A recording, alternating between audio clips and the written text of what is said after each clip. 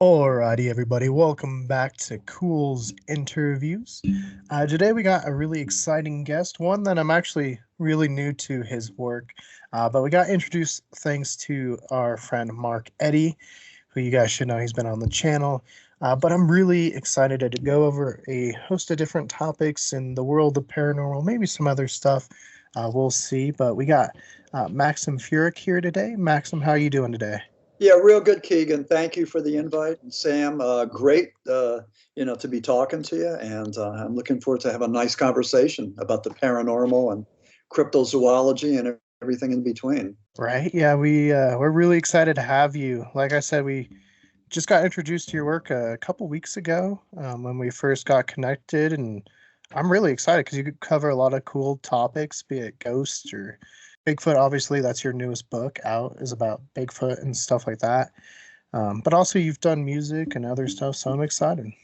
Yeah, it's and people point that out to me, and they say, "Boy, you're so eclectic and so diverse." But I sort of push back because I think most of us, if you were to get out your legal pad and have people write down what they've done, their wins and losses and the jobs and careers and everything else. I mean, every one of us has a story to tell. Everybody has a book to write, and everybody, if you keep your mouth shut and listen, you'll find out that the other person has an interesting story to tell. So I don't know. I mean, but I appreciate that. But I've done a bunch of things, and I've done a bunch of successful things, but now I'm into the realm of the paranormal, and I think this is exactly where I belong, and this is where those energies, whatever they are, channeled their way through me, and here I am. But yeah, I want to do as much as I can to promote the parameters of the paranormal in an academic way, in a respectful way. I want to help get us the respect that we need, not only in the scientific community, but with the public as well. So that's what I believe trying to do. And I've been asked that question, like what are your goals in the paranormal, and what other than writing books. But I think the big picture is that if I could just bring more respect and validate the paranormal, then that's what I think I want to do. Yeah, you talked about having eclectic taste, and I said to myself, no one knows that better than me. I mean, if you look at our channel, we have so many different topics, so I think it's Yeah. good. It's more about just the journey and learning the knowledge. Like you said too, trying to bring some respect to it. There are some noted individuals that are trying to do that, but I think it's hard in today's environment with social media and YouTube where people are trying to get clicks. I mean, there's a lot of like fakery going on. I mean, how do you go about that? Well, in my book, The Lost Tribes of Bigfoot, I call them out. I mean, I hate them. I think they've sold their souls, for 15 minutes of fame or whatever. And I talk about the Piltdown Man. I talk about that, which is infamous, legendary. Took 40 years to prove that was a hoax, for political reasons. Um, I talk about the Minnesota Iceman, which fooled our main cryptozoologists. And again, that was just a con man that put together a latex suit and said that it was something he found floating off the coast of Siberia. Well, that was his first explanation. Then there were others. But I talk about the hoaxes, with Bigfoot in 1958 and all of that. And they do it for several reasons. For fame, for the 15 minutes. Some make money at this, and some just run with the con and and keep it going. And but I call them out. I just think that they do a disservice to the to our genre, to the paranormal realm, and we've had too many of them. And and they're found out and called out. And a good example is William L. Moore, who wrote the Roswell incident. He was involved with MJ12. He was co-writer with Charles Berlitz of the Philadelphia experiment. And I had corresponded with him when I was researching the Philadelphia experiment. I'm from Pennsylvania, but William L. Moore is now disgraced. He's a pariah. Nobody talks to him. He admitted that he was involved in a disinformation campaign with the Avery, with a group of government people. And I'm not quite sure, how that began and ended, but William Elmore has disgraced himself, and you don't hear about him anymore. So, um, but he's one of them that went down. But I mean, we found him out, and but and there's others like that. But when we find them, we need to call them out. And I know Loren Coleman, the cryptozoologist, when he was researching the actual Bigfoot tracks back in 1958. The guy that was going around making the tracks, and I'm blocking, but he called him out. He says that, you have to call it out. You have to call out that fakery, or else the hoaxery, or else it'll continue and it'll resonate, it'll take root. So, I think that's what all of us need to do. And again, we're not lemmings. We're not following the thing. I mean, we got plenty of theories. So pick a theory that you like and then defend it, or deny it. But that's what I think we need to do. Yeah, no, I totally agree. It's something, Sam and I have done. We've watched different documentaries about paranormal topics, and we'll talk about them and try to point out if it's actually factual or not. Or like, it's not just limited to the paranormal world. You'll find it in anything. You kind of pointed out like science and stuff, but you also got it in like ripperology. There's a lot of false claims being made there, especially recently. I won't name any names, but also like Billy the Kid world, since we're so involved there, you hear it a lot. So it's just something. And like you said, if we're trying to be good academically, like actually researching it, we got to say, hey, this is, baloney. Don't go look over there. This is why. But list your reasons. Don't just like, because that helps people with their research. We got to help people know where to look. The guy I was trying to think the hoax was Ray L. Wallace, and the quote, he was making footprints around Bluff Creek. That was the 58. But anyway, Loren Coleman disputed these tracks, and he said his quote was this: "Fakery not revealed is a lie that lives on into the future." That was Loren Coleman, and that's a great thing. We should write that down. Fakery not revealed is a lie that lives on into the future. So, these people, whatever, they do it. In Lost Tribes, I talk about the Piltdown Man, which was really a most incredible hoax, because there was an attorney. He was an amateur fossil collector,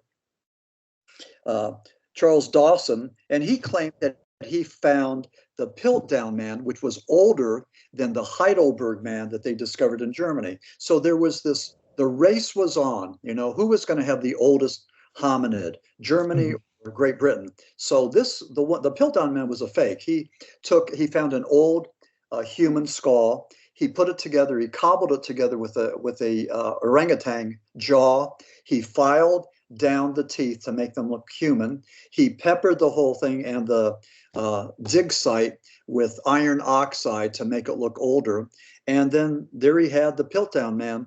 And politicians and scientists sort of looked the other way because they wanted to raise that flag. Great Britain had the oldest, hominid. Well, they didn't. It was a fake, but it took 40 years to finally find it out. 40 years that could have been used with scientific research, not hoaxery. So, this is just one example, but why did they do it? Well, fame, fortune, national pride, all of those reasons. So, but that was an infamous thing. And I have a chapter on that. And, again, when I do these podcasts, I'm always asked, well, why do you have such a, animosity towards these hoaxers? And again, it's because they do such wrong. What they do is just blasphemy to me and you, and for what we're trying to do. Yeah, no, I agree. And it's really kind of funny because we think in today's day and age it'd be easier to hoax, but really back in the day it was much easier. And I don't know if it's because people weren't as like wary to the tactics, but we talked about it with the Mekele Mbembe. Yeah, and they've had numerous expeditions there. It's dangerous. It's bug infected. I mean, there's, snakes and everything else. It's really, really like a tropical jungle. And then along the way, the natives, I mean, they charge you, and, it's really difficult politically to get over there and check this out. So, but we've seen pictures of like a brontosaurus or Stegosaurus type of thing, you know, the long neck and everything. So I'm still a believer. I like to think that maybe something exists, maybe someday we'll find it, you know. So I don't know, but you know, I'm holding on to believe. Yeah, no, I agree. As a big dinosaur fanatic myself, I would love to see one in the flesh.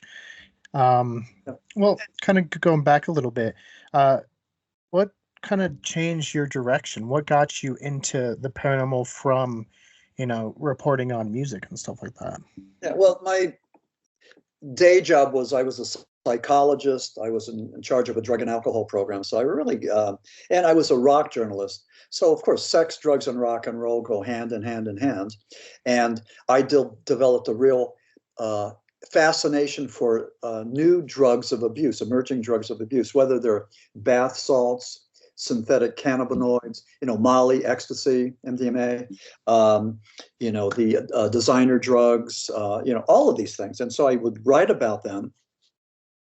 I came up with a term called celebrity blood voyeurism, where the public has what I would call a pathological fixation for celebrities that crash and burn. Amy Winehouse, Michael Jackson, Elvis Presley, Jim Morrison, you know, on and on and on. And Kurt Cobain, Lane Staley. I mean, the list is long. And it happens with a lot of people. Very hard to handle celebrity and fame and all that. Steven Tyler of Aerosmith said that fame was like 1,000 chickens pecking you at the same time. And it's pretty much like that. I mean, a lot of people, rather than dealing with that in an adaptive way, you use maladaptive behaviors, drugs, alcohol, sex, food, whatever, you know, to cover up this thing, to deal with it. And they end up addicted and or dead. So anyway, I was writing a book about a song called Timothy. Now, Timothy was a song from 1971, and it was about cannibalism in a mine shaft. And Timothy, by a group called The Boys, was the highest charting song of any group in northeastern Pennsylvania, where I'm from. So, of course, as a rock journalist, I wanted to go and follow that and write a book about it. And I found during my research that Timothy seemed to parallel what happened at the Shepton mining disaster in 1963. And that's where 3 miners were entombed, only 2 came out, and there were allegations of cannibalism. But as I did the research, I found out that not only was there cannibalism, but they claimed, the one miner was Roman Catholic, he claimed that Pope John the 23rd was in the mine with them for 2 weeks, claimed that the Pope saved their lives. And here's the rub, as Shakespeare would say. Pope John the 23rd died in June of 63. Shepton took place in August. The Pope was dead when August happened. It was a matter of life after death, if you believe this. But in all 3 of the Pope's miracles, his purported miracles, they all happened after he had died. And I spoke with priests and brothers and sisters, you know, nuns about this. And the way it works is, if you believe in miracles, if you believe in the paranormal, if you believe in things outside the realm of science, the way it works is that, you know, the Pope died, went to heaven, got his power, and God worked through him with, you know, to allow him to work these miracles. So that's the game plan. That's how Christians, I believe, or Catholics, you know, believe it works. But the cannibalism at Shepton, the miracle by Pope John the 23rd, the out-of-body experiences, near-death experiences, afterlife experiences. Shepton was the weirdest coal mine disaster of all time. The guys came out, they were rescued. It was an incredible story of human survival. But as soon as they came out, the neighbors would say, "What happened to your buddy? What happened to the 3rd guy?" And back in 63, as today, there are allegations and innuendos that they cannibalized, you know, their fellow miner. So that hasn't gone away. But my book, The Shepton Mythology, came out in 2016. That was 9 years ago, and it's been like full speed ahead since then. I mean, I've written numerous books about the paranormal, but 9 years ago, the doors opened, and Keegan, I didn't go looking for it. It found me. I wasn't into the paranormal that much, but I was into rock and roll. But it found me, opened up doors, and then all of a sudden, 2016, I'm invited to podcasts. I'm invited to expos. Mysterious Universe from Australia does a 90-minute program on Maxin Furek and the Shepton mythology. The Skeptical Inquirer, those guys always show up, and they did a big expose on Shepton, and they waited until the last paragraph for the hit, saying that, well, it was just hallucinations. Whenever there's a matter of, they cited Occam's razor, which I believe is a medieval means of determining the truth. And I claim that with things of the supernatural, it's not a common thing. It's beyond that. It's complex. It's very difficult to go and explain that. So to just explain it away by using Occam's razor is in itself, I think, inappropriate. But regardless, it doesn't matter. Skeptical Inquirer gave me a lot of publicity, and really opened up the doors with Maxin Furek and the Shepton mythology. So that was just, part of my, crazy paranormal journey. But I mean, it's been, it's pretty as you just said, I've met so many interesting people on this journey, and it's like, we don't know what the destination is. All we know is that you were going, look at that guy. We're going to go and we're looking at the cat. Now, who is that? This is Katana. Katana, I like that. Okay, Katana. Yeah, we used to have cats, and then, you give them 15 years, 16 years, and then they die on you. So, my wife doesn't want to get any more cats. She's been heartbroken. So that was it. I was, I sort of fell into this thing, and then I wrote a bunch of other books. Coleridge Hoodoo is the one that really, really resonated big time, and now the Lost Tribes of Bigfoot seems to be finding an audience too. So, that's my story. I mean, it's just been a lot of fun, a lot of excitement, meeting a lot of interesting people, and and being invited on a ton of podcasts. So again, I'm most appreciative, and glad to be here. Yeah, no, we're glad you're here. We're very appreciative of you taking time out of your day to come talk with us. And you mentioned the Coleridge book. You did have some stuff about Bigfoot in there. Is that kind of what led you to write your later Bigfoot book? Yeah, exactly.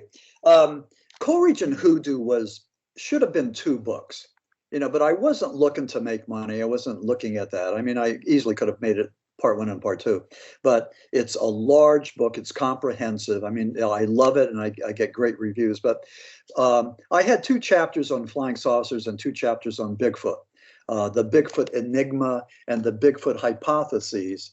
And after that book was published, I realized that there was so much more. And so I just wanted to figure out, what's this thing about Bigfoot? Why are people so fascinated by Bigfoot? Why do they go out looking for him? If it's not flesh and blood, what is it? That was my premise, my starting point. So the book came out, published by Hangar One. They're the guys that did Monster Quest, and Doug and Alex Hychek from Minnesota. And just wonderful people to work with. And, so that came out in 2024. And we've been having a lot of fun with the Lost Tribes of Bigfoot. So, but that was exactly it. I just realized that there was more to the story to tell, more than what was just in Coleridge Hoodoo. So I wanted to take a look at other people, other accounts. We discussed the hoaxers. I had a number of chapters on hoaxers there, because that's part of the whole tapestry. Like it or not, I mean, they're in there. They stalk us and shadow us and everything else. But I mean, that's not the whole story. But I think you need to acknowledge them and then go on. So, or acknowledge them, discredit them, and then go on. Well, and a little earlier, you were talking about like kind of discrediting or foo-fooing paranormal stuff away as hallucinations, which we've kind of talked about before with what Project Blue Book was doing. Oh, it was hallucinations, it was swamp gas, or ghost stuff is happening. Do you think that's like but why do you think this was a tactic they used in that case, as far as like Oh, it's a hallucination, swamp gas, stuff like that. Well, that was J. Allen Hynek. He was talking specifically about a case in Michigan that was at a dormitory, and all these girls took pictures and saw these things, and it was obviously a UFO. But Hynek, who was in his skeptical mode, he changed, but he was a skeptic, and he said it was swamp gas. Well, Hynek should have kept his mouth shut because, like, the whole roof caved on him. And Gerald Ford, who was our president, or was going to be a president, I think he was a senator or representative, I'm not sure, but Ford was one who led the charge, saying, no, it's real, because they, again, this is like the Piltdown man. Michigan wanted to have their own UFO. Don't tell me it's swamp gas. It's a UFO. So you had that going. I mean, you always had that ego, that egocentric thing. And really, that's what drove this thing. But it's a good thing because Hynek backed off, he backed down, and he changed his tune. And here's what happened. Hynek, who was part of the government's Project Blue Book, Project Sign, Project Grunge, he was their go-to man. He was a skeptic, and every time there was a witness to a UFO, the whole scientific community, including Hynek, would say, no, it's swamp gas, it's hallucinations, it's delusions, the person's neurotic, they're seeing Venus. They already had their 50 answers to discount and discredit these witnesses. Hynek changed his tune. He had an epiphany. And this was after the swamp gas thing. And he said, wait a second. We've been disrespectful to these witnesses. We need to go and use the scientific method and question them. What did you see it when? All this stuff. Were there telephone poles or anything that you could gauge, distance or height? And so he became a convert. So towards the end, J. Allen Hynek became one of us. He was and what he did was, he gave a scientific validity to ufology. He gave us vernacular. For example, he was one that talked about high strangeness. And it's one thing to call an orb that's flying over your car, high strangeness, which it is, and that's fine. But when you see that orb, and then when you can't start your car, and maybe when you're bathed in a blue light and you have missing time, then you have three elements of high strangeness. Something to get our attention, something to say, this is significant. Maybe not significant for the scientific community, but for you and I, we look at this and we say, there's something going on here. Hynek also came up with the classification system of close encounters 1, 2, and 3. We see craft, we see signs that they were here. We see a being. Somebody introduced after Betty and Barney Hill, we got CE4, where people were actually abducted and probed. And then with Stephen Greer, CE5, where somehow you and I, Keenan and Sam, can go and meditate and conjure and bring and actually make contact with these aliens. So again, Hynek gave us a blueprint, and everybody else, continued with that to make it larger. So that's what Hynek did. So I'm a big fan. Him and Jacques Vallée and so many other people, even John Mack, Whitney Strieber, getting involved in the abduction thing, even though John Mack from Harvard was looked down upon, as not really being a scientist, but as a pseudoscientist for following his heart and believing that something was there with these abductees. And I talk a lot about the connection between Bigfoot and flying saucers. And one interesting thing is with Bigfoot, there was a guy named Albert Ostman. He was a Swedish hunter-trapper, and he was in British Columbia. And somebody was messing around with his campsite, stealing things, messing it up. So Ostman got his rifle, snuck into a sleeping bag, and he was going to wait till this bad guy showed up and he was going to shoot him. 1924. Well, what happened was something picked him up, and put him over their shoulder and took him for miles and miles, laid him down in this valley. And here was a family of Sasquatch, like what you would call a mother, father, son, and daughter. They fed Albert Ostman sweetgrass, the daughter did, and they were curious. He watched them interact. This was a family structure. And at some point, Ostman felt that just maybe they were going to use him to procreate. They were going to use him for sex. And he freaked out. So he had to make a plan. He had chewing tobacco.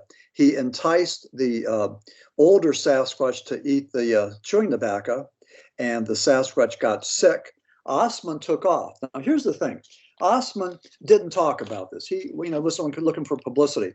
But in British Columbia, around 1924, 1925, there started to be stories about Sasquatch. In the Pacific Northwest, we called them Bigfoot.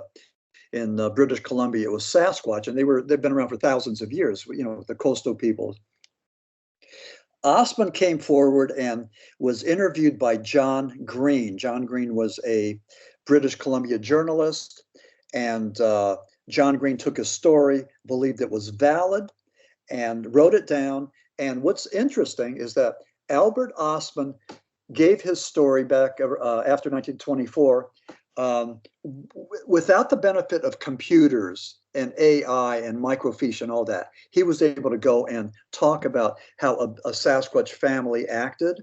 He didn't talk about the smell. We usually describe a smell, either like a skunk or a wet dog or fecal matter or whatever.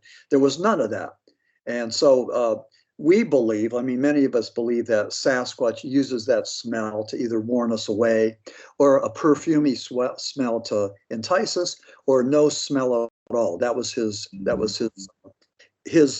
experience. There was no smell at all. So he gave the story to John Green, who believed it was a credible story. But the story stands up. He didn't have pictures to look at to say this is what the Sasquatch looked like. He gave us all this stuff. So this was pretty good stuff. So this was 1924, the abduction case with the Bigfoot. And then flash forward to around 1963, Betty and Barney Hill going through the White Mountains of New Hampshire were couldn't explain a lost time. They were on their way home. They were on a vacation, and something happened in the White Mountains, and there was missing time. So they went to a psychiatrist in Boston, and he did hypnosis, reverse hypnosis, and found out that, what he believed, that they were actually abducted and probed, and just a whole lot of things happened. But, if 1924 was the Bigfoot abduction, and that was just one and done. I haven't heard of any others, but with Betty and Barney Hill, this kicked off a whole lot of others. It became almost like a cottage saying, hey, me too, I've been abducted and probed. So the, this thing with the abduction phenomenon really took root and took hold. It's another chapter in ufology, and Betty and Barney Hill are the ones, that pretty much introduced that to ufology. Yeah, and that's a pretty famous case. We're actually working on a kind of episode that we do a series where we go through like paranormal movies and talk about the real history behind them. And so, of course, we're talking the UFO incident with James Earl Jones and that whole story. But you mentioned the smell of Bigfoot, and there's a very famous one who's named after its smell, and that's the Florida skunk ape. What are your thoughts with the Dave Shealy footage and also those like pictures from the backyard? Yeah, I don't know about Dave Shealy. I got my doubts there because he had his Bigfoot or skunk ape has, I think, 5 toes or 6 toes. I forget what it is, but it's different than the other people that are saying skunk ape.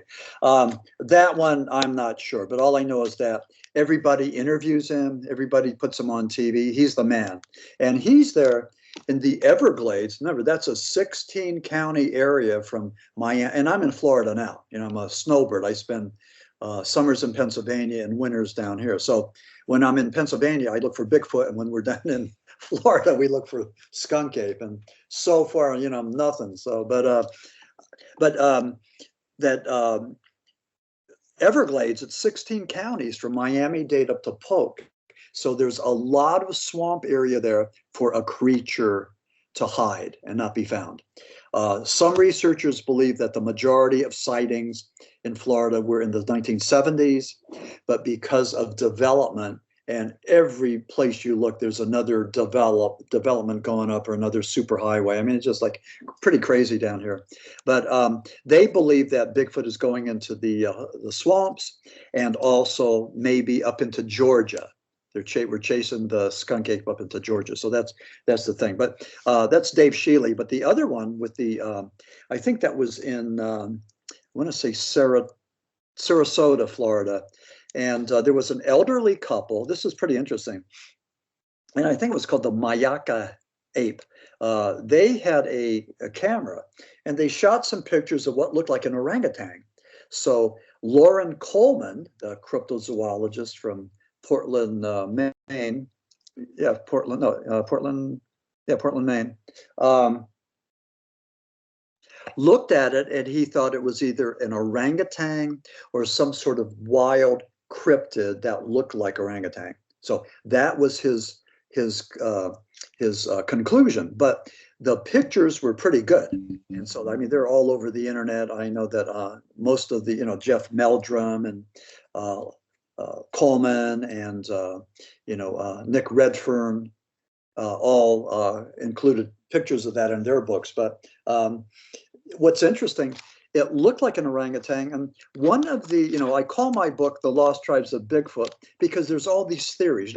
What is Bigfoot? If it's not just one thing, what could it be? Well, people say it could be Neanderthal, it could be Australopithecus, it could be Gigantopithecus, which is this orangutan-looking ape that came over the Bering Strait into the Pacific Northwest and British Columbia. That's the theory.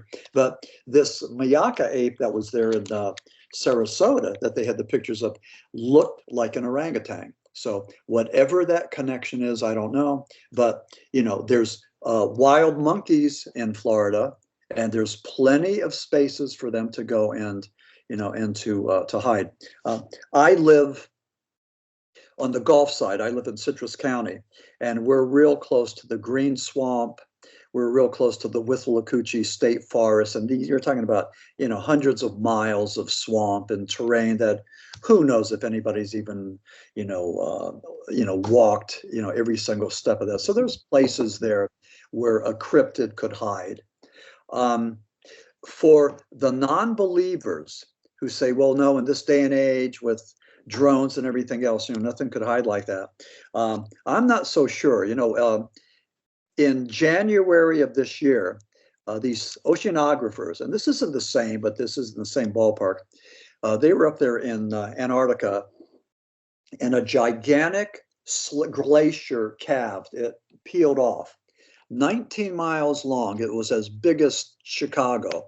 These guys were about an hour away. So they went over there immediately, because this was like a lifetime opportunity.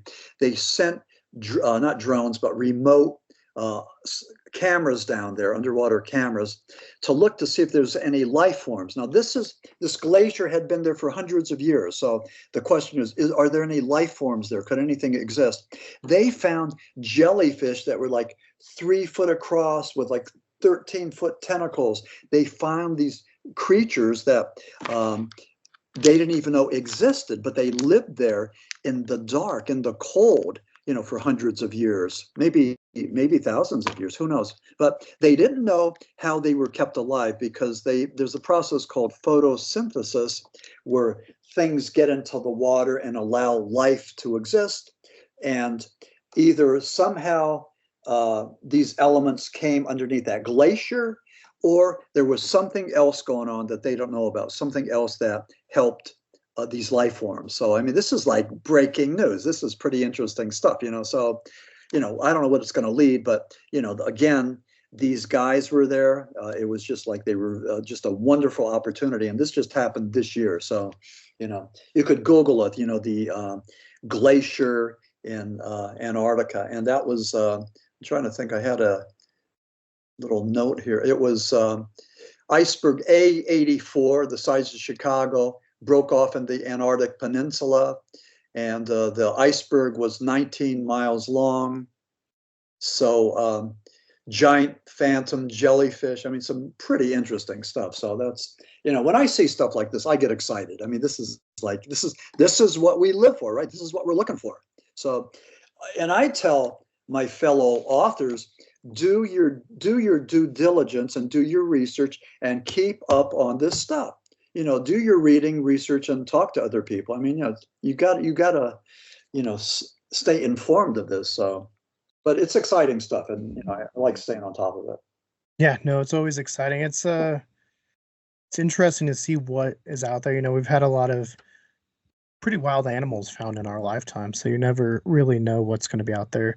As far as another like foot case, if we're going to talk big feet, what about the beast of Boggy Creek? You think it's very similar to the skunk ape, or something maybe a little bit different tribe, perhaps? Probably different. I mean, it seems like every area seems to have something, and it's either a mythology or maybe a relative of what we're looking for. I mean, we don't know. And again, the problem with this is, we don't have flesh and blood. We don't have a carcass, and we don't have the DNA. And there's theories about this. One of the theories is that things decompose in the forest rapidly. Now, I know we have wild pigs down here in Florida. And a couple of months ago, this wild pig gets hit by a car. It's on the side of the road. The vultures come. So I'm watching this thing. I'm just every day I'm watching it. And the vultures are taking it down. The sun is taking it down. It took 2 weeks for that thing to be pancaked. That was just like a skin, what was left of the skin. So 2 weeks. Now, if that same thing was out in the forest, without cars going back and forth and all that, I think there's more predators, more insects, more everything that would go and decompose it. So I think these carcasses decompose rapidly. One theory is that Bigfoot buries their dead.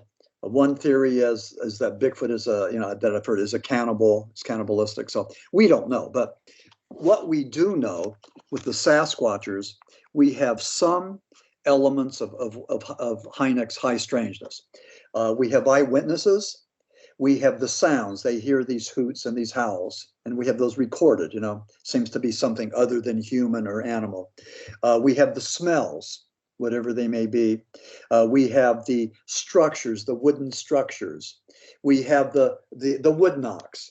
When you knock on a tree, a bear, a squirrel, a raccoon's not going to knock back. So when you're knocking on a tree and something knocks back, that should get your attention. There's something there, maybe, but again, that's a level that's high strangeness. The wooden structures.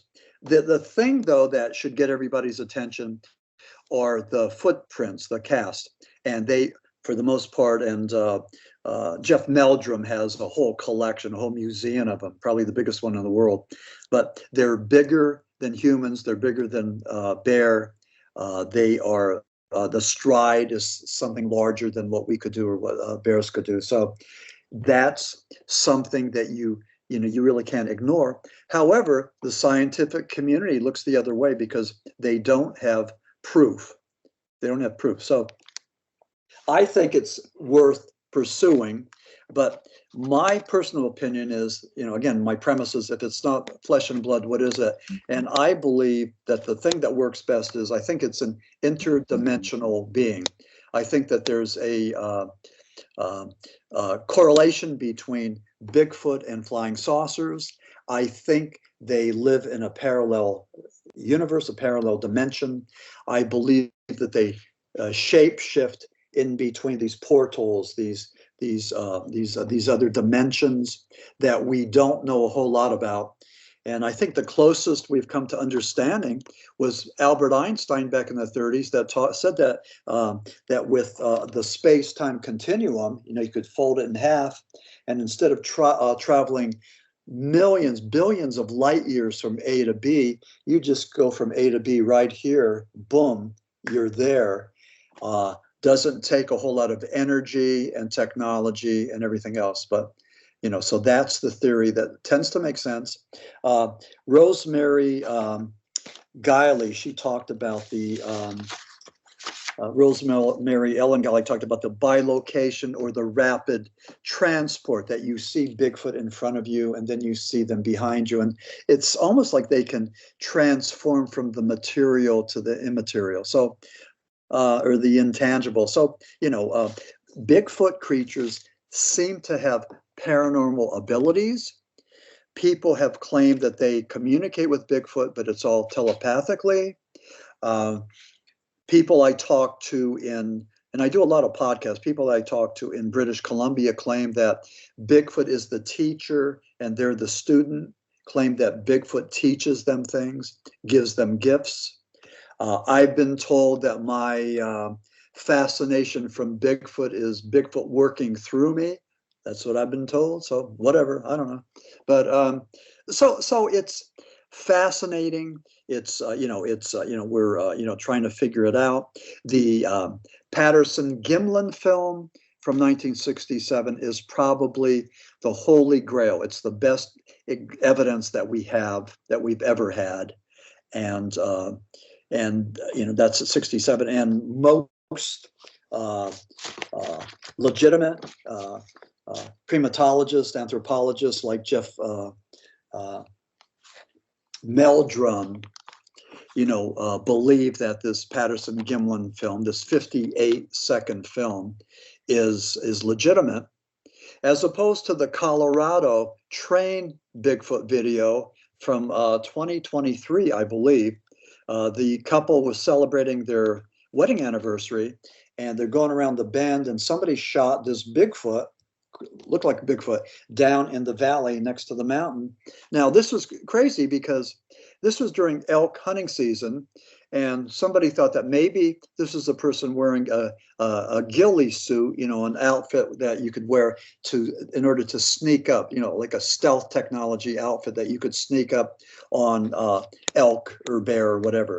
But it just didn't seem to be very valid. And I talked to a number of people about it, but the one guy that I talked to, Ron Murphy, the one thing he said, that doesn't matter what it is, at least it's giving us an opportunity to discuss this and to look at it and to try to make sense of it. So, but that Colorado train Bigfoot video was one, and then that Freeman video from I'm trying to think, maybe 2009, I forget when, 1994, the Paul Freeman Bigfoot seemed to be authentic. I mean, you could see it, so I don't know. But that's the only other one that I know of that may be legitimate. But certainly Patterson Gimlin film, I believe, is authentic, is accurate.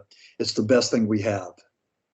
Yeah, it's a very interesting piece of film. I know we've talked about it here with the there's really like high def, or like people are really going in depth with it, where you can see like muscle contortions and stuff like that, and like the skin's like the top layer skin slipping over the muscle and stuff, which is really, really fascinating.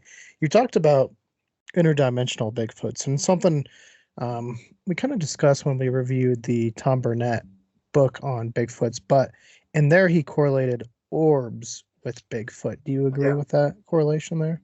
Well, I'll tell you what, I'm from Pennsylvania, and in Western Pennsylvania, actually in the current issue of Fate magazine, it's the Bible of the paranormal, I have an article on Chestnut Ridge.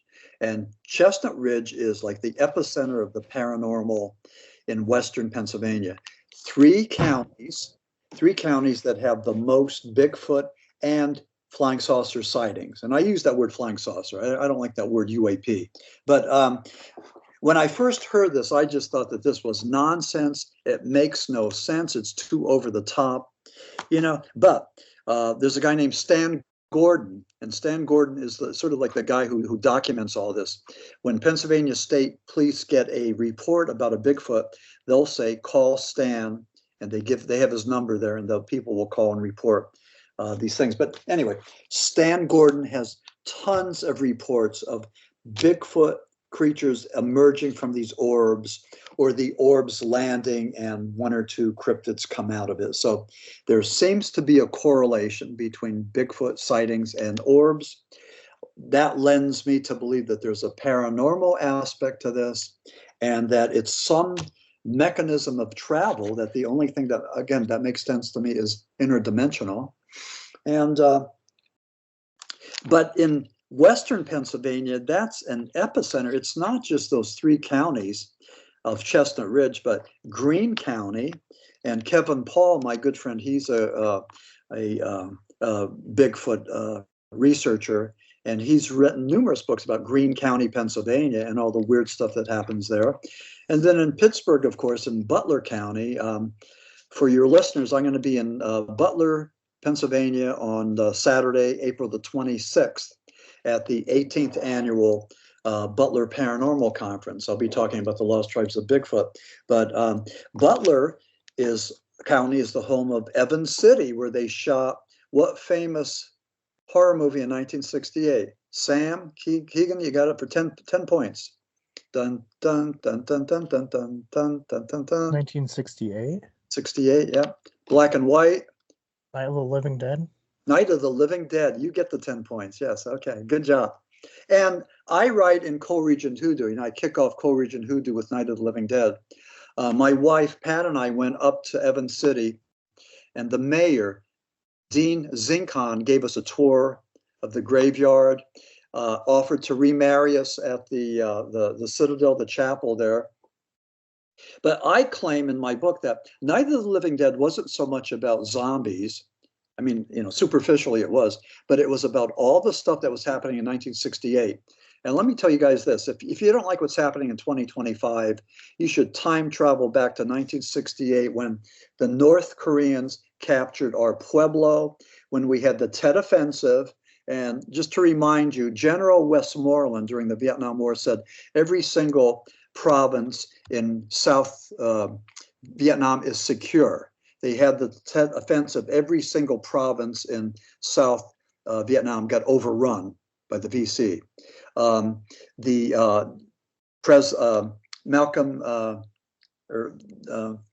Martin Luther King Jr. was assassinated. Robert Kennedy was assassinated. They had the Easter riots, where a lot of Black Americans just went crazy and after losing Martin Luther King, it was just like a horrible, horrible thing to deal with. So 1968 was a really nasty time. Plus, we had the Chicago Convention, and we had a police state, and we had some anarchists like Abbie Hoffman that was doing everything he could to go and, piss off the establishment. We had Mayor Daley banning the song by the Rolling Stones, Street Fighting Man. I mean, come on, 1968, this was like nuts. This was wazoo. So I write about this. I kick off Co-Regent Hoodoo by talking about that, and then talking about fear. And then you had mentioned Jack the Ripper. I talk about Jack the Ripper. And I also talk about, and let me get this out and let me illustrate, see if I could find this real fast. Okay, so this guy, I don't know if you could you see that guy? Mm-hmm. You can see that? That is Gary Heidneck. Gary Heidneck was from Philadelphia. He was the last person to be executed in Pennsylvania. Very smart guy. He was a minister. He would lure these women who had low IQs, put them in pits. The one he ground up like dog food and made the other women eat. But Gary Heidneck was the role model in Silence of the Lambs when they did Buffalo Bill. It was Gary Heidneck that did that. So Pennsylvania rocks. I mean, we're the weirdest state going. And tell you something else too. I mean, take your pick, either Pennsylvania or Florida is the #3 state for Bigfoot / skunk ape sightings after Washington State and after California. So it's either Pennsylvania or Florida. So, and I live in both. I straddle both states. So, I look for Bigfoot up in Pennsylvania, and I look for swamp ape down here in Florida. So anyway, that's my story. And Well, So and hey, Philadelphia or Pennsylvania is also home of the reigning Super Bowl champions. So there you go. I know. Who would have thought? Yeah, yeah. And that's great. And I don't know what they're going to do with that tushy push. I mean, they're trying to ban that, So I don't know. Yeah, it's just the Packers, so I don't think anything will happen with it. Yeah, yeah. No, I think that was great. Finally, we won, and I think we should have won the last Super Bowl with the Kansas City Chiefs. I think we Mhm. got screwed with some bad calls right at the end. So anyway, that's my theory, and that's not sour grapes, but I'm glad that they won. So, and Yeah, I think they were invited to the White House, but I think they decided not to go. So yeah, I've heard back and forth, so I'm not sure. I guess we'll find out if they ever do. If they appear and we see front yeah, page news, we'll know. No, I was happy for Saquon at least because I felt bad yeah, he wasn't able to get the record. So I was like, oh, hopefully they win it for him. yeah. But man. I mean, how did New York let him go? I mean, man, he's like he's a super weapon. I mean, God, man, Yeah, he's and her, awesome. yeah, and they paid their third string receiver more money than he got. I mean, it's crazy. And even though they were watching him, and he didn't get a whole lot of action, they were concentrating on him. I mean, like he was draining them. So it was Mhm. good he was in the game. So yeah, I thought that was great. Yeah, it was great. I know I'm not a Bronco fan, but I can tell you the Bronco fans here were very happy that the Eagles did what they did. So, Yeah, okay. That's, uh, uh, Sam, before I just like completely take over the interview, do you have any questions you'd like to ask about UFOs, Bigfoot, anything? I got a couple like speed round things we can do at the end, but What sparked your interest in the 1963 Shepton mine disaster? yeah, that was the song Timothy, and trying to do a rock biography about the song about cannibalism, and just by dumb luck stumbled into this paranormal pit, on Shepton. But Shepton's bizarre. I mean, read about it. Um, Doctor, yeah, guy from Australia has a podcast talking where Dean Bertram is doing a prequel called The Shaver Mystery. And Richard Sharp Shaver, who was born in Berwick, Pennsylvania, just like me, was part of that Shepton thing. He played a part in it. So just an really interesting dude. But yeah, that it was the song. It was a rock song that sparked my interest. And I was just going to write a rock and roll book about the genesis of the song Timothy and cannibalism. That was going to be it, rock and roll. And I like to look at rock through a sociological lens. And and I just opened up all these doors. I mean, Shepton has been very, very good to me. I could look back in time and say exactly 2016 is when the doors of the paranormal opened for me. That's 9 years ago. And, and my wife always says, boy, if I would have only done this like 20 years earlier, whatever. I mean, things happen, the cake gets baked when it's time, so that's the way things happen, the student appears as the teacher when it's time's right, and that's the way with everything. I'm on your show because the time is right. The universe said yes, let's do it. So it works like that. But I can't be happier. I get I'm having fun doing a lot of these podcasts, and ultimately I'm hoping to be on Ancient Aliens and William Shatner's was Ancient Mysteries or whatever he calls his thing. So anyway, that's would hope that I would be able to be on one of those shows and articulate somewhat. So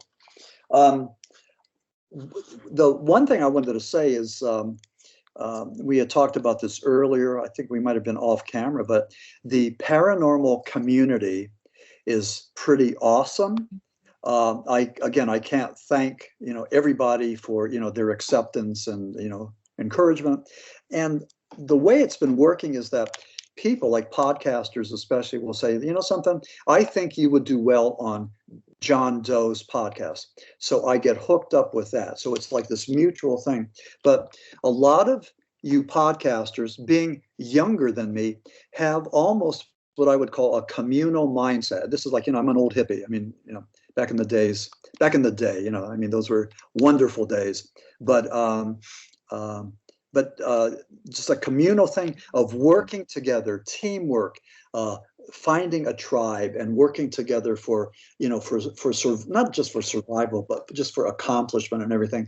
And I can't say enough about it. I mean, I don't know what other people are saying about the younger generation, but you know, again, I think you guys have awesome energies and your heart's in the right place, and and I certainly acknowledge that and respect that. So that's a good thing. So consider that your slap on the back today.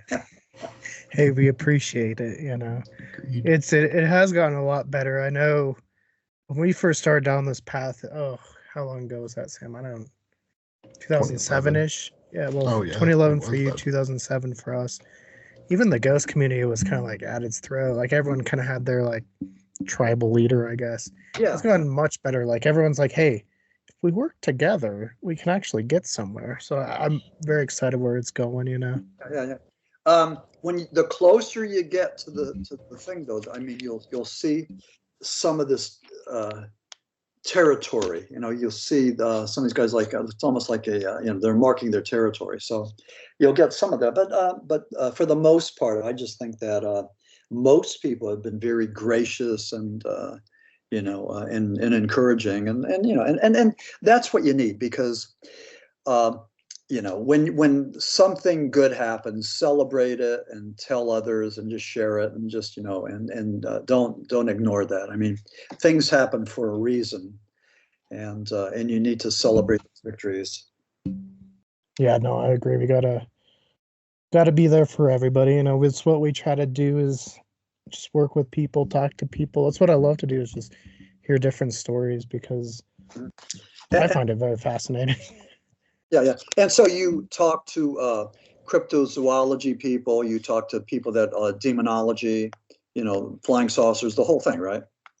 Mm-hmm. Oh yeah, we've talked to people with cryptids or ghosts or UFOs or history or music, whole nine yards. We're open to it all, and it's really kind of amazing how much all those communities really intertwine with each other as well. Like people that like dinosaurs stay because we do ghosts. People that saw us in Roswell, they see we do Billy the Kid stuff now. Oh, that's really cool. Let's see what they do there. And I think that's what's cool too, is we can open people up to other topics too. And that's why we try to do as much as we can, but sometimes I think I try to bite off more than I can chew, but we try. Well, do it. Don't stop. I mean, do it while you have lots of passion.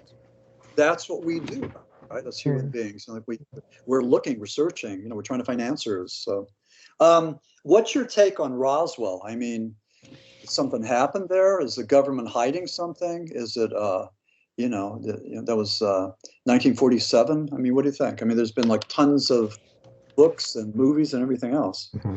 I definitely think something happened. There's a lot going on, and a lot that was like hidden, and then just there was too much that they were doing and like confiscating and going in and like trying to find stuff that it's kind of odd. Mm-hmm.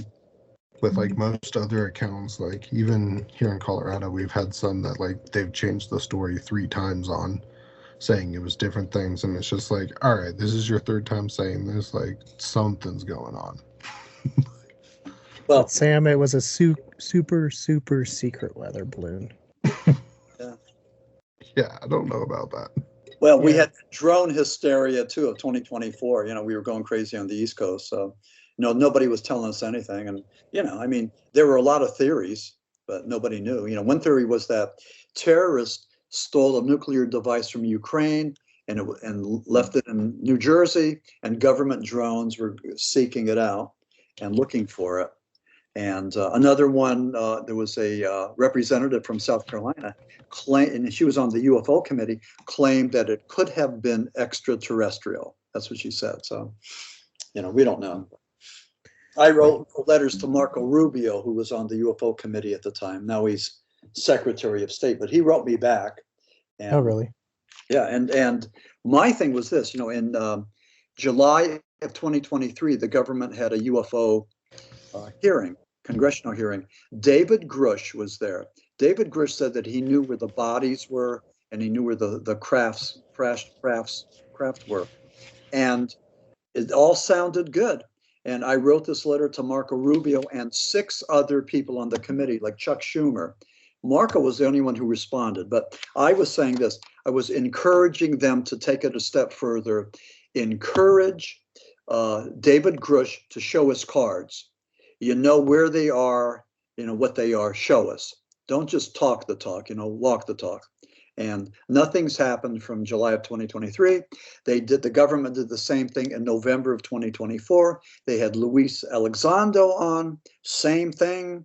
I believe there's something there. I believe they know where they are. But again, talking the talk. And then Luis, and again, I don't know what his status is right now, but he was doing a presentation in my home state of Pennsylvania, in Philadelphia, charging $50 a head.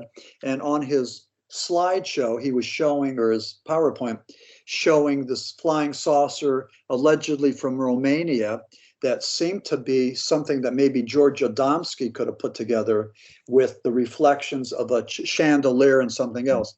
It was crap. It was bullshit. It was bogus. And so again, maybe his handlers made a mistake and put that up, or maybe he did, but nonetheless, he got caught. And people, you know, called him out on that.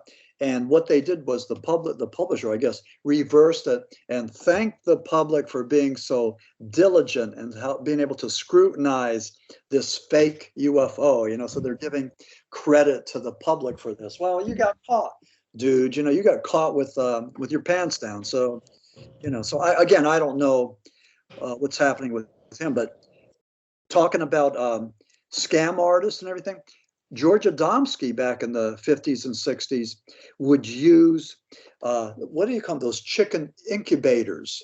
You know, like the hand heaters. Oh, yeah, he was using this as a saucer, taking pictures of it. He was using light bulbs. He was putting any crap out there saying they were flying saucers, and people freaking believed him. George Adamski, they believed him because they wanted to believe. And just amazing. The FBI had a file on George Adamski. They couldn't figure this out. This guy had like maybe, I want to say, a 3rd grade education. He spoke broken English. He was a Polish American guy, good looking dude. He had all these women working for him, writing his books, doing his correspondence and all that. George Adamski. He was a dude. He was a player. And he kept on talking about, and he went to see heads of state. The Queen of Sweden, allegedly the Pope, you know, George Adamski. So I mean, a lot of people bought into his thing, but it was a con. It was a con. But I mean, Adamski's really pretty amazing what he did, what he was able to get away with.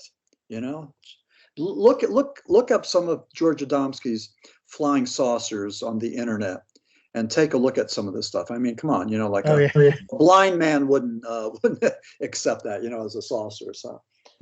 Yeah, no, it's a topic we've actually covered on the channel, because I try to like talk with anybody. But yeah, the pictures were always really rough. I mean, if you grew up around like chickens and stuff, you know what that is. Like you see, and it's very obvious. Mm-hmm. You know, and there's if I did it, I'd use like a trough for cows. I'd use that as my saucer. So, with light pouring down. Yeah, it doesn't matter. I mean, they're going to accept anything. I mean, God, this is like nuts. So, you know, and again, you know, as the, you know, being into this paranormal thing, even as a viewer, as a listener, as a aficionado, be skeptical. You know, ask the right questions, you know, have critical thinking. You know, that's the most important thing. Don't be a lemming. Don't just follow the group. You know, use critical thinking. I mean, if it looks like a chicken incubator, you know, it very well may be one. So. Well, I know they recreated it with using the chicken incubator and kind of doing the light bulbs in the same position. Yeah. It looks almost like 99% like it's the same thing. Yeah. I think it's great. I don't know. Did you ever see that movie, Ed Wood? Oh yeah. With Johnny Depp. Yeah. Okay. he did Plan 9 from Outer Space, the worst movie ever, but it's great. I love it.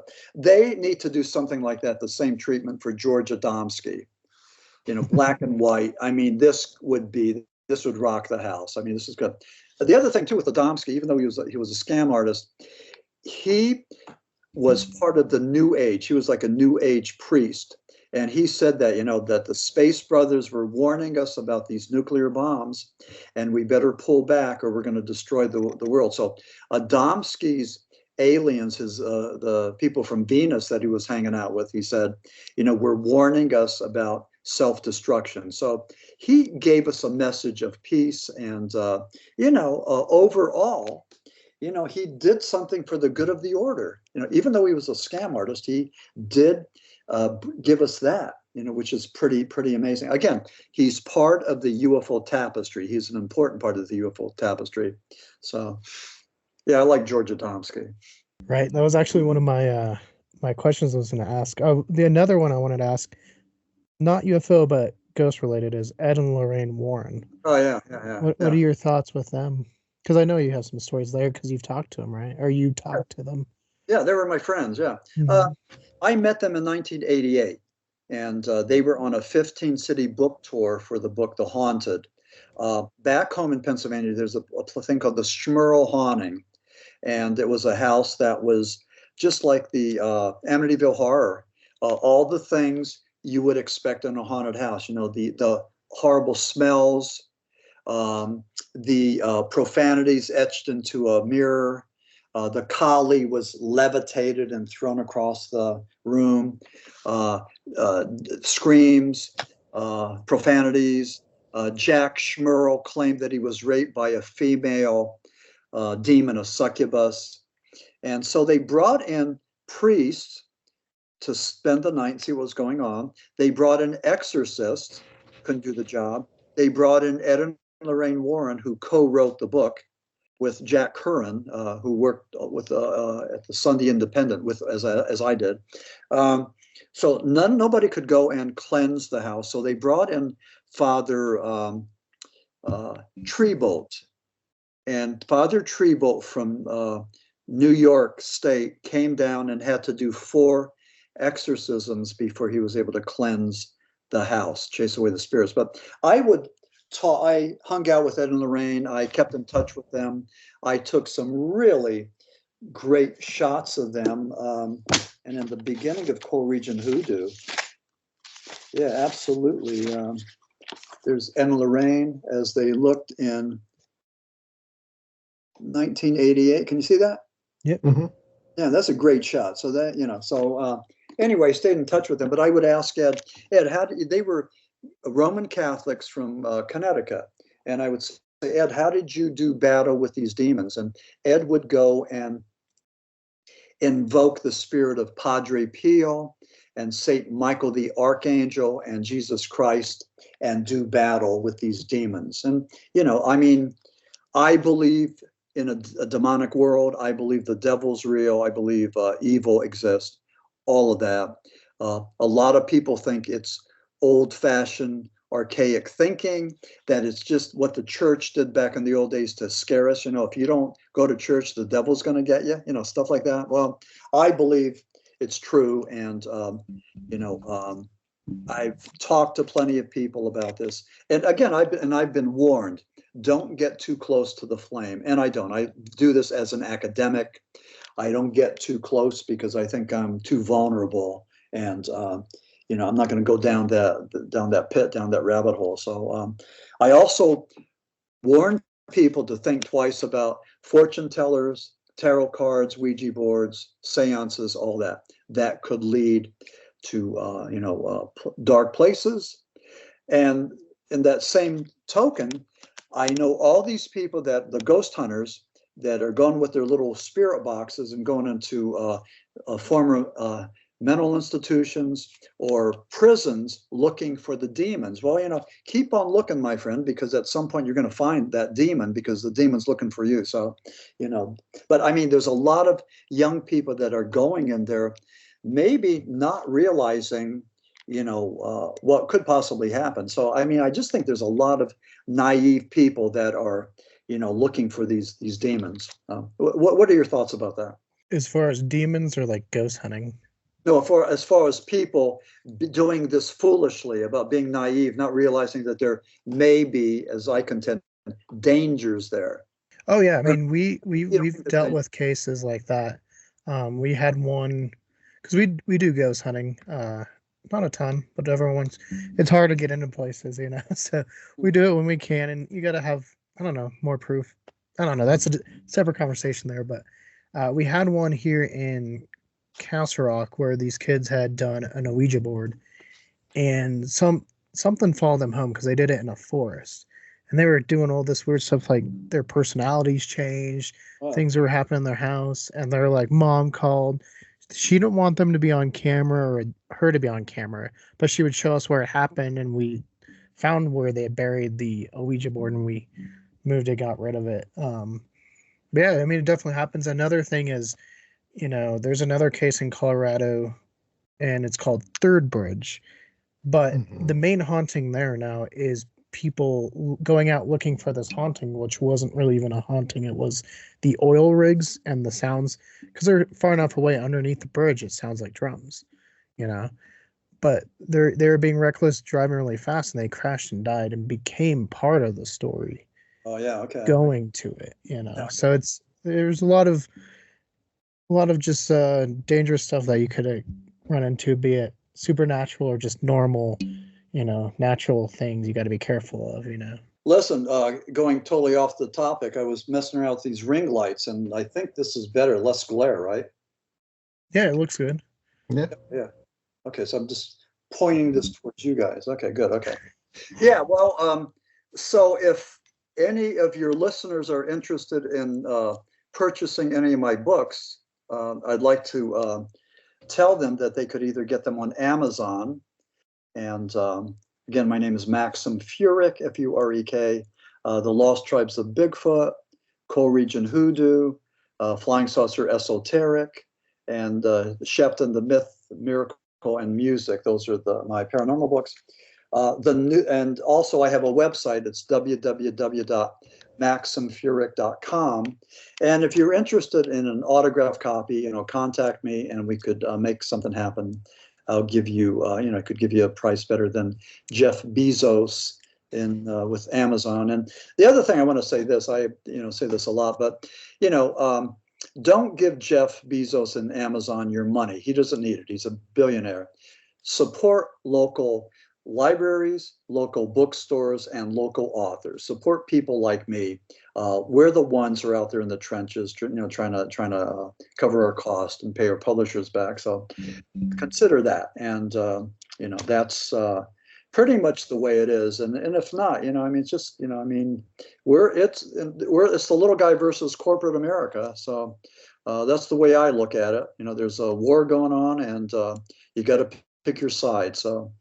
Yeah, no, I'll have to reach out because I definitely want to do a review on your book, so I'll have to reach out and get some from you. Well, thank you so much, guys. I mean, I really appreciate being on your paranormal podcast, and I hope your listeners stuck with us. I hope that they found the conversation of interest. So once again, Sam and I want to say thank you to Maxim for joining us on this awesome episode of Culz Interviews. We hope you guys enjoyed it as much as we did, and make sure to go help support Maxim and check out his books. As we kind of briefly discussed throughout this episode, his newest one is The Lost Tribes of Bigfoot, which I do plan on reviewing here in the near future, so keep an eye out for that. Also, we learned kind of off camera that he has a upcoming book called Paranormal Apocalypse. Is This How It Ends?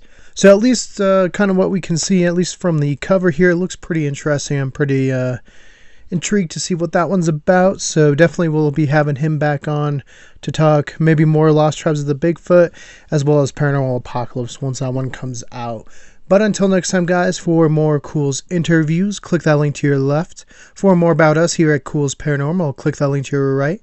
And don't forget to hit the like and subscribe, and let us know. Out of the topics discussed in this episode, go into more detail about. Tell us in the comments below.